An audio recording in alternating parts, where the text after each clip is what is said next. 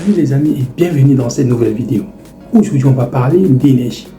Savez-vous que si Internet était un pays, il serait le troisième pays plus grand consommateur d'énergie derrière la Chine et les États-Unis avec une consommation annuelle de près de 1500 TWh par an.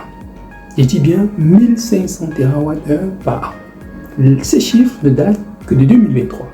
Alors, nous assistons à une grande croissance et une naissance des intelligences artificielles depuis l'arrivée de ChatGPT en fin 2022.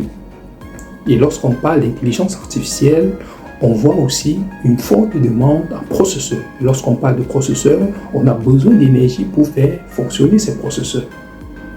Ces intelligences artificielles ont besoin d'énergie pour faire entraîner leur modèle.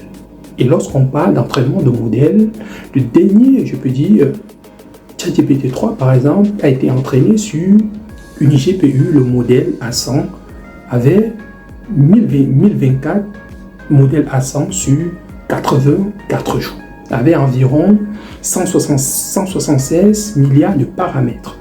Et pour le modèle 4, c'est-à-dire GPT-4, a été entraîné en 90 jours, tenez-vous bien, avec 25 000, je peux dire, GPU modèle A100. Donc vous voyez, avec un nombre de paramètres de près de 1760, donc c'est-à-dire multiplié par 10, 1760 milliards de paramètres. Malheureusement, pour l'instant, nous ne sommes qu'en, je peux dire, au milieu du mois. Donc, je peux dire, ils n'ont pas encore communiqué sur le nombre de paramètres, le nombre de jours du modèle ChatGPT 5.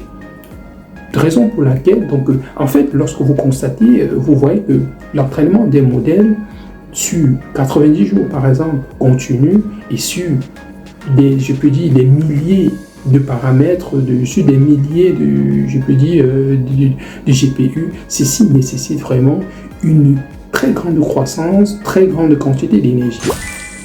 Raison pour laquelle, aujourd'hui, lorsqu'on parle de consommation d'énergie, depuis l'arrivée des intelligences artificielles, on peut dire que Internet peut être aujourd'hui le premier pays plus grand consommateur d'énergie. Car nous ne l'oublions pas aussi, lorsque vous faites un petit prompt sur ChatGPT, cela consomme environ 0,1 à 0,4 kWh, alors que contrairement par exemple à Google, que lorsque vous faites par exemple une requête sur Google, elle consomme entre 0,0003 kWh et entre 0,003 kWh à 0,001 kWh.